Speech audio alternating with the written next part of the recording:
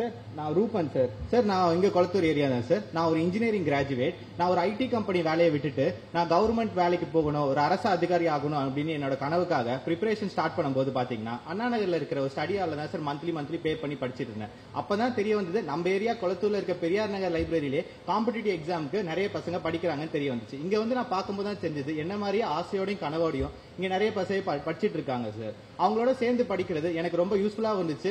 என்ன மாதிரி இருக்க பசங்களோட பார்க்கும்போது எனக்கு இன்னும் ஆசை அதிகமா தூண்ட ஆரம்பிச்சது சார். அப்புறம் திடீர்னு இந்த லைப்ரரி ரெனோவேஷன் ஆரம்பிச்சிட்டாங்க.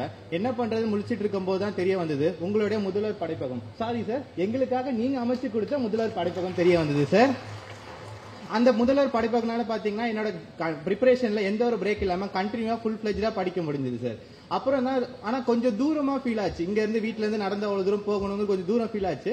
அப்புறம் இப்ப பாத்தீங்கன்னா இங்க பழைய பெரியார் நகர் லைப்ரரியை நீங்க ஃபுல்லா ரெனோவேட் பண்ணி கொடுத்துறீங்க சார். டே ஃபுல்லா டயர்ட் எல்லாம் படிக்கிறதுக்கு எங்களுக்கு ஃபுல்லா ஏசி ஃபெசிலிட்டி கொடுத்துருக்கீங்க, ஹை ஸ்பீட் வைஃபை கொடுத்துருக்கீங்க, neat and clean rest room, RO water எல்லாமே அமைச்சு கொடுத்துருக்கீங்க சார். அது இல்லாம ஒரு சைலண்ட் அண்ட் காம் என்விரான்மெண்ட் எங்களுக்கு அமைச்சு கொடுத்துருக்கீங்க.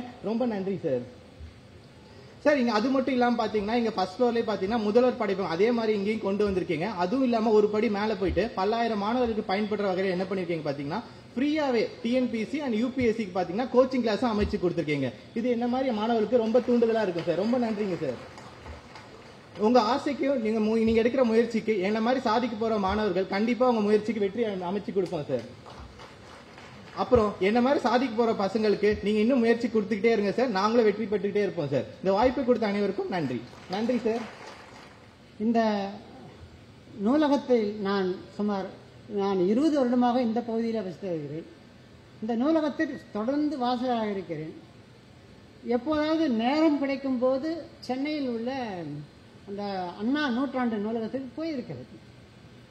அங்கு பார்ப்பதும் எனக்கு ஒரு பெரிய வியப்பு. எவ்வளவு பெரிய வியப்பு என்பதை என்னால் சொல்ல முடியவில்லை. ஏனென்றால் அங்கு அவ்வளவு நவீன வசதிகளுடைய நூலகத்தை நான் அப்பொழுதுதான் முதலில் பார்த்தேன். அப்போது நான் ஒரு கனவு கண்டேன். ஆஹா, இந்த மாதிரி நூலகம் நம்முடைய பகுதியில் வந்தால் எவ்வளவு நல்லா இருக்கும் அப்படின்னு ஒரு கனவு கண்டேன். ஆனால் அந்த கனவை இன்று முதல்வர் அவர்கள் மெய்ப்பித்து காட்டியிருக்கிறார் என்பதை மிகவும் மகிழ்ச்சியோடு தெரிவித்துக் கொள்கிறேன். அடுத்தது, இந்த அரசு செலவு செய்வதில் கல்விக்கும் நூலகத்திற்கும் மிக மிக முக்கியத்துவம் கொடுப்பதை நான் அறிந்துள்ளேன். இதற்கு என்ன காரணம் என்றால் அவரே கூறியிருக்கிறார் கல்விதான் ஆழ்ந்த நம்பிக்கை என்று முதல்வர் அவர்களே கூறியிருக்கிறார்கள்.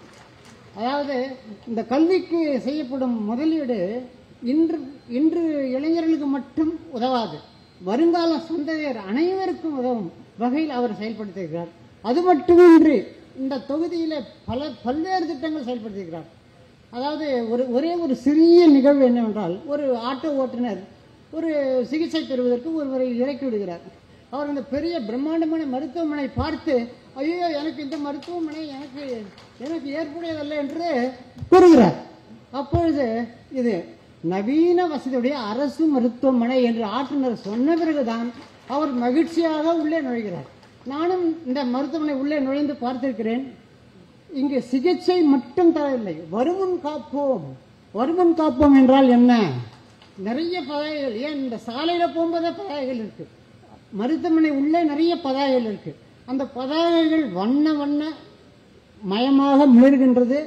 நமக்கு என்ன சொல்லுகிறது என்றால், ஒரு வியாதி வராமல் இருப்பதற்கு நாம் என்ன செய்ய வேண்டும்? இந்த வருமுன் காப்போம் என்ற திட்டத்தை, இந்த மருத்துவமனை 2 விதமான திட்டத்தை செயல்படுத்தி, இது மட்டுமின்றி பல்வேறு திட்டங்கள் உதாரணமாக சொல்லப்போனால் நவீன போக்குவரத்து பணிமனை, போக்குவரத்து பஸ், அதுக்கப்புறமா இந்த உடற்பயிற்சி கூடம், இவ்வாறு பல்வேறு நவீன திட்டங்கள். அதற்கடுத்து இந்த பகுதியில் குளங்கள் அதிகம். குளங்கள் எல்லாம் இப்பொழுது எப்படி மிளர்கின்றன என்றால் பார்க்கு மாதிரி மிளர்கிறது. ரொம்ப வியந்து போனேன். அதாவது குளத்தை அப்படியே விட்டுவிட்டு, நமக்கு குளம் என்ன நன்மை செய்கிறது அவருக்கு எல்லோருக்குமே தெரியும்.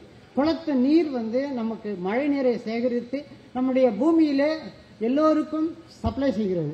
அவ்வளவு சிறந்த குளத்தை எல்லாம் நவீன பார்க்காக மாற்றி, குழந்தைகள் முதல் பெற்றோர்கள் முதியவர்கள் வரை அனைவரும் பயன்படுத்தும் விதமாக இந்த பார்க் அமைந்துள்ளது.